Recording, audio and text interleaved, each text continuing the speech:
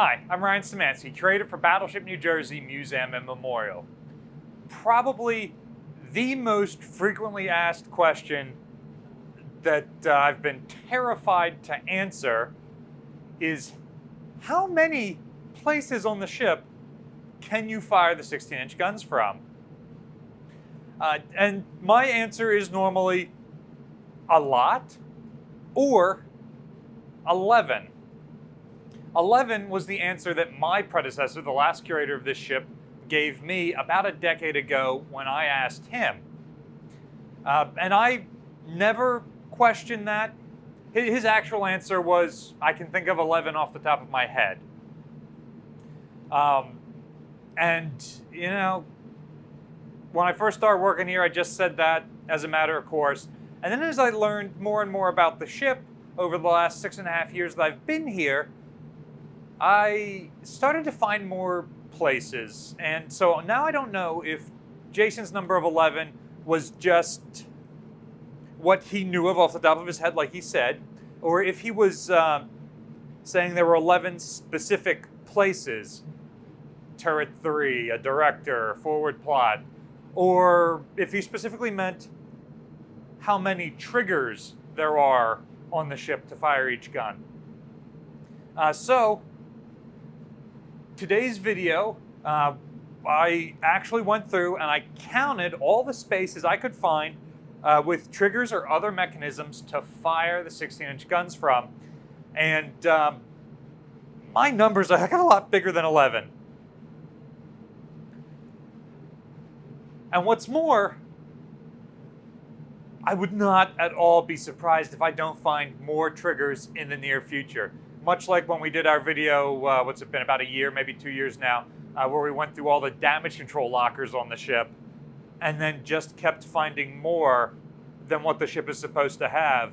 I have a suspicion that there will be other videos in the near future that say, hey, we found another one. But in today's video, we're going to talk about some of the places where I expected to find triggers and didn't, and some of the places where we do have triggers. And finally, at the end of the video, I'll give you a total number of triggers for the ship, and it's not a small number. But first, we were able to spend the time doing this research because today's video was sponsored. The sponsor of today's video is Magellan TV. Magellan TV is completely ad-free and includes a growing collection of new 4K content added weekly. The mission of the company is to showcase real stories that have played a defining role in the human experience, guiding us towards the future. My favorite one I've seen so far is Surrender Aboard USS Missouri. That's a documentary that Magellan TV has available. They've got an entire one on an Iowa-class battleship. Click the link in the description box below to get a 30-day free trial to watch Surrender on USS Missouri and all the rest of Magellan TV's extensive collection of over 3,000 documentaries. So we are in forward main battery plot right now, and this is the stable vertical. It is the main trigger console for firing the 16-inch guns. Specifically, you'll notice it has 3 triggers. The first trigger here is the salvo signal key. You squeeze that 3 times to let folks around the ship know that you're about to fire the guns. It sounds an alarm, but it doesn't fire the guns. The other 2 triggers here, the automatic firing key and the hand firing key, can fire the guns. The pineapple trigger is the automatic firing key. You pull that and hold it down, and you're waiting for the gyroscope in the stable vertical to say that the ship has returned to level. Once that has happened, the gyroscope closes one of the circuits in the firing sequence. Having the trigger held down closes another, and that allows the guns to fire. If for some reason the stable vertical isn't working, the gyroscope isn't working for some reason, you can still fire using the hand firing key. That bypasses the stable vertical and allows the trigger to close the firing circuit immediately. Any of the guns that are loaded at that point will get fired. So, just from right here in forward main battery plot, we have 2 triggers. After main battery plot is fairly identical, so there's an additional 2 triggers in there. Likewise, the 16-inch guns can be cross-connected to the stable elements for the 5-inch guns. So, forward secondary battery plot and aft secondary battery plot each have 2 stable elements very similar to the stable vertical here. So each one has 2 triggers on 2 elements, so that's 4 total, and then 4 more back aft. So we're already at 12 triggers that can fire the 16-inch guns, and we're just talking about the plotting rooms. In addition to the plotting rooms, the guns can also be fired from the various directors.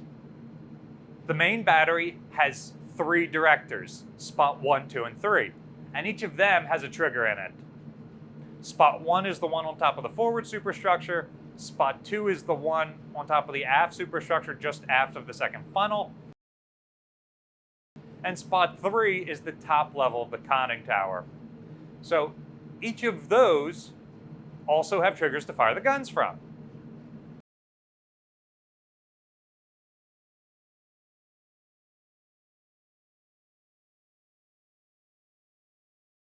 The plotting room makes sense, the directors make sense. The next space that you'll surely think of is in the gun houses themselves. And each turret does have multiple ways to fire the guns from inside the turret locally. However, the triggers weren't in the places I expected to find them, or maybe I haven't found them yet. So somewhere I expected to find a trigger, but didn't, was the rangefinders in turret 2 and 3. The rangefinders at the other positions, I forgot one, can we cut back in? Additionally, the main battery can be directed by the secondary battery directors, the Mark 37s, and we have 4 of those. One on the forward superstructure between spot 3 and the tower that leads up to spot 1. One on each side of the forward superstructure, skies 2 and 3, and then one just aft of spot 2, the aft main battery director. So more or less directly above flight control, back aft above turret 3. So between the 7 main and secondary battery directors, we have at least another 7 triggers to add to our list. So the next place that you would expect to find them is in the gun houses. So each turret has multiple local ways you can fire the guns. But not in the places where I expected to find them. Because the other directors have triggers, I expected the rangefinders in turret 2 and 3 to have triggers associated with them, and I couldn't find any. Likewise, the turret officer has a control station there with a bunch of switches and things, and I expected to find some sort of firing mechanism there. He's got a pickle-type alarm to sound that the guns are about to fire, but I was unable to find an actual trigger mechanism there. However, in the gun house, there are at least 2 triggers at the sight setters positions. The sight setters man these periscopes that stick out of the side of the turret, and there's one of them on each side. Their jobs are sort of mirrored, and they're one of 3 sailors on each side that are forward of the left and right gun pits. So when you go into those gun pits, you keep going forward, and you've got these sight setter positions. There's 3 positions in there. One of them on each side has a trigger. Likewise, at this level, you have your final and most redundant firing mechanism. Each of the mushroom plugs in the breech block for each individual barrel has a hammer on the back of it, like a regular revolver hammer, that can percussively fire the primer. Just like frickin' cannons on a pirate ship, the gun captain for each barrel can tie a lanyard to that hammer and pull it like traditional artillery to drop the hammer and set off the gun percussively. So there are 9 barrels, each one has a lanyard, so there's another 9 places you can fire from. Each one of those only does a single barrel, however. But are we finished yet? Oh, no, we are not, because we've only discussed the gun house level of the turret. If you go down to the electric deck where the various operators are for training and elevating the gun, each turret has 4 positions. 1 trainer who's rotating the entire turret, and 3 pointers, 1 who's elevating each barrel. Each of them have a trigger as well, so that adds another 4 triggers per turret for 12 total. That means, at last count, what we have found so far are 24 places that you can fire each individual barrel from. From plot here, going all the way down to a lanyard. Each barrel has at least 24 different trigger mechanisms to set it off. And that brings us to a total of 46 total triggers, lanyards, other mechanisms that will set off the guns. Why on earth do you need this level of redundancy? Battleships are incredibly complex machines, and despite all of their armor plating, newer or more powerful ships may still be able to penetrate that armor. Likewise, the armor isn't effective at all ranges. So even fighting a contemporary ship at really close range or really long range, the armor can still be defeated. The real genius of the design of the battleship is not her armor plate as a means of protection. It's the levels of redundancy that are built in, which means that if a steering position is knocked out, there are still 3 redundant steering positions to take over.